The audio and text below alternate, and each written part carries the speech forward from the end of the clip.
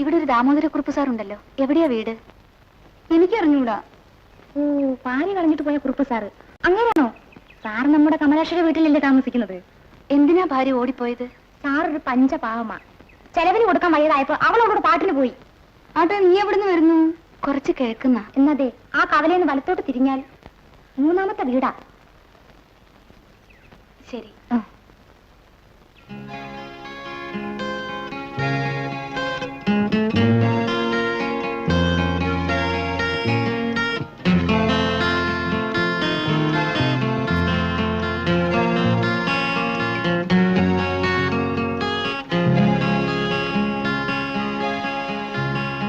Sir,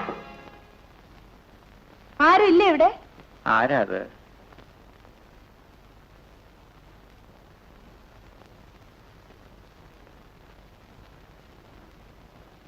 ദാമോദരക്കുറുപ്പ് സാറാണോ? അതെ. സുഖമില്ലേ?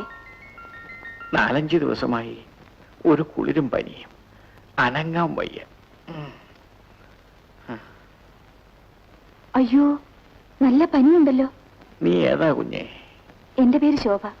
മരുന്നെല്ലാം കുടിച്ചോ? ഇല്ല. എന്റെ മകളെ കാണാൻ വന്നതാണോ? അവൾ ഇവിടില്ല.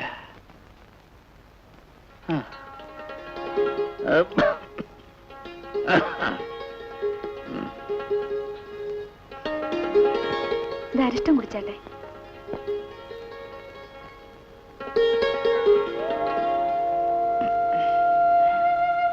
നീ എവിടെന്നാ വരുന്നത്? പിന്നെ ആഹാരം വല്ലതും കഴിച്ചോ? ഇല്ല. നീ എന്റെ മോളെ കൂട്ടുകാരിയാണ്. ഞാനിപ്പോ കാപ്പി ഇട്ടോണ്ട് വരാം.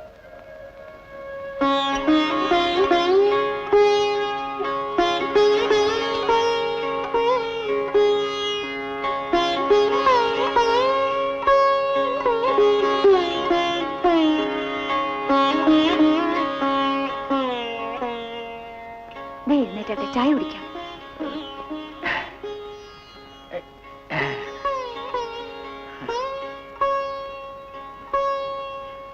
ഒരു പരിചയമില്ലാത്ത നീ ഇങ്ങനെ. മനുഷ്യനെ സഹായിക്കാൻ പരിചയമൊന്നും വേണ്ട. ചായ കുടിക്കൂ.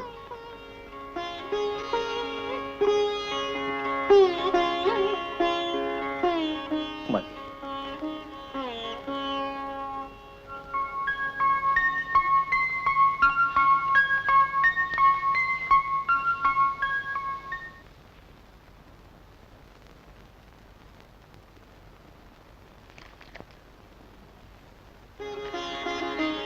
ഈ ഗുളിക കഴിച്ചാൽ പെട്ടെന്ന് അസുഖം മാറുമെന്നും ഡോക്ടർ പറഞ്ഞു.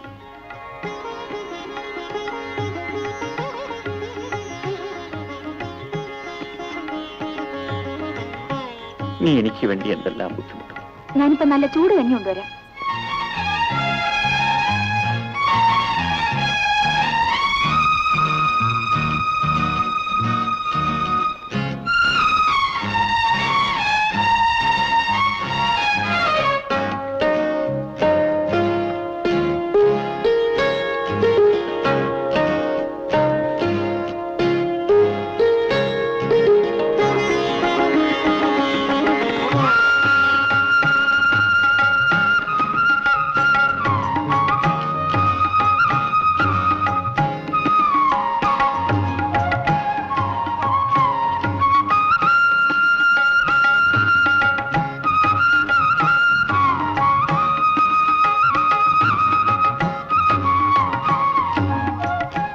ഒരു പരിചയവുമില്ലാത്ത നീ എന്നോട് കാണിച്ച സ്നേഹത്തിനും സഹായത്തിനും എന്ത് പ്രത്യുപകാരമാണ് ഞാൻ ചെയ്യുന്നത്?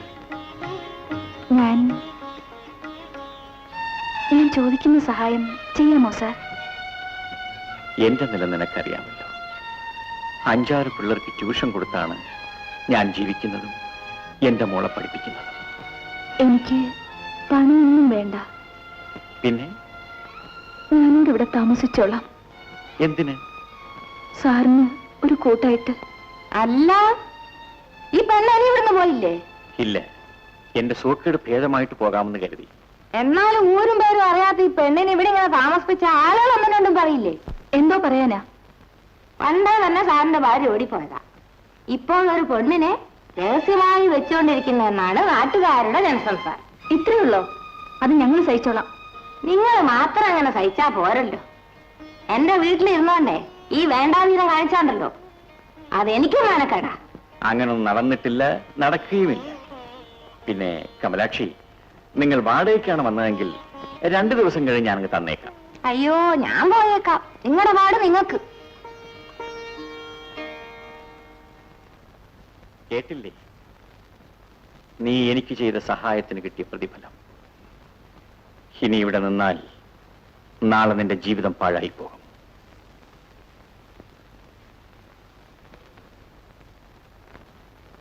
ഏതായാലും ചീത്തപ്പേര് കേട്ടു. ഇനി ഞാനിവിടെ ഒന്നും പോകുന്നില്ല. എന്താ നീ പറയുന്നതിന്റെ അർത്ഥം? ഞാൻ ഒരിക്കലും അങ്ങേക്കൊരു ഭാരമാവുകയില്ല. മഠൈ, നീ ആരെയെങ്കിലും ഒരു ചെറുപ്പക്കാരനെ വിവാഹം കഴിച്ച് സുഖമായി ജീവിക്കേണ്ടവളല്ലേ? വേണ്ട, അങ്ങനെ വിവാഹം കഴിച്ചാൽ അതെനിക്ക് സന്തോഷമാണ്. നിനക്ക് ഭ്രാന്തുണ്ടോ? അതോ നീ നേരം പോക്ക് പറയുന്നു? സത്യമായി ഞാൻ പറയുകയാണ്, അങ്ങനെ ഉപേക്ഷിക്കരുത്. ഒരിക്കലും ഞാൻ അങ്ങേ ബുദ്ധിമുട്ടിക്കില്ല. ഒരു വേലക്കാരിയായി ഞാനിവിടെ കഴിഞ്ഞോളാം. എനിക്ക് വേറെ ആരുമില്ല. എന്നെ പറഞ്ഞയക്കരുത്.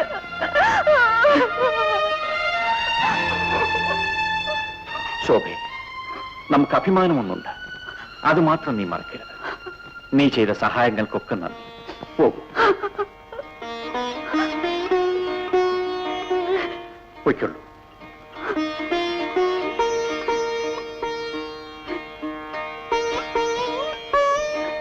ശരി, പോകാം. ഈ മാനക്കേടുമായി ഞാൻ ജീവിക്കുമെന്ന് സാറ് വിചാരിക്കണ്ട. അങ്ങനെ എന്റെ ജീവിതം അവസാനിച്ചു എന്ന് കേട്ടാൽ സാർ ഒരിക്കലും സങ്കടപ്പെടരുത്.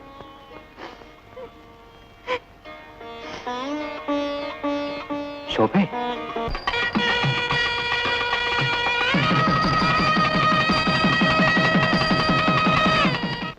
നാട്ടുകാരും വീട്ടുകാരും അറിയാതെ ഒരുത്തന്നോട് പൊറുക്കാൻ നിനക്കെങ്ങനെ ധൈര്യം വന്നടി?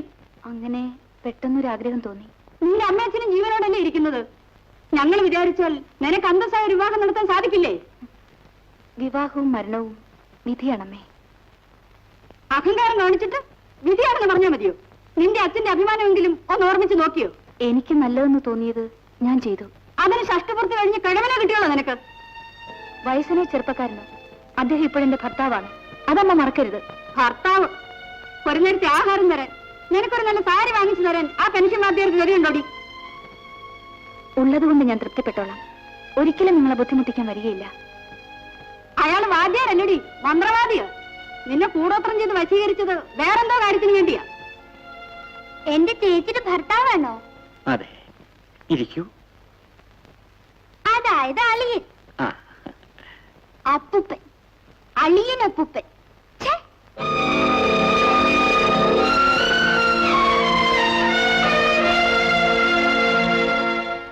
ശരി, നടന്നു. അതല്ലേ ഞങ്ങളും മറക്കാം. അയാൾ വല്ല സാരിയോ മാലയോ വാങ്ങി തന്നിട്ടുണ്ടെങ്കിൽ അത് അയാൾ മുഖത്ത് വലിച്ചെറിഞ്ഞു കൊടുത്തിട്ട് ഞങ്ങളുടെ കൂടെ വാ. ആരെങ്കിലും അമ്മയോട് ഇങ്ങനെ പറഞ്ഞാൽ അമ്മയുടെ മറുപടി എന്തായിരിക്കും? നിന്നെ കൊന്നുകളെ. ഇവിടെ ഈ അഹങ്കാരം കേട്ടിട്ടും നിങ്ങൾ ഒരു അക്ഷരം പറയുന്നില്ലല്ലോ. അച്ഛൻ വക്കീലാണ്. പ്രായപൂർത്തിയായ ഒരു പെണ്ണിന് അവൾക്ക് ഇഷ്ടമുള്ളൊരു വിവാഹം കഴിക്കാം. ആമേ correct daddy? Correct baby, you are always correct. മക്കളെ വളർത്താനുള്ള ചുമതലയെ അച്ഛനമ്മമാർക്കുള്ളൂ. അവരുടെ കാര്യങ്ങൾ ഇടപെടാൻ അവർക്ക് അവകാശമില്ല. ഡാഡി, ഊണ് കഴിക്കാം. കുറച്ച് വിഷം നടി കഴിക്കാം. ഇങ്ങ് അകത്തോട്ട് കാര്യങ്ങൾ സംസാരിക്കാമല്ലോ. ഇത്രയും പ്രായമുള്ള തനിക്ക് നാണമില്ലായിരുന്നോടോ? കിളി പോലെയുള്ള എന്റെ മോളെ മയക്കിയെടുക്കാൻ. മീനാക്ഷി, ഓ പാടാ.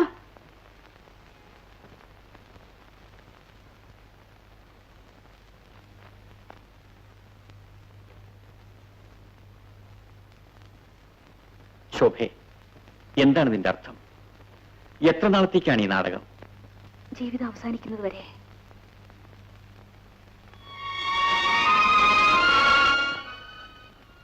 പോസ്റ്റ്. ശോഭയാരാ? ഞാൻ തന്നെ. നിങ്ങൾക്കൊരു രജിസ്റ്റർ ഉണ്ട്.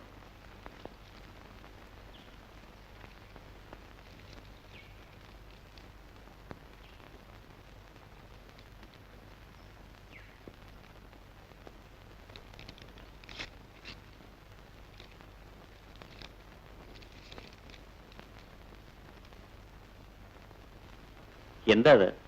ഒരു സന്തോഷ വാർത്ത. നമ്മൾ വലിയ പണക്കാരായി.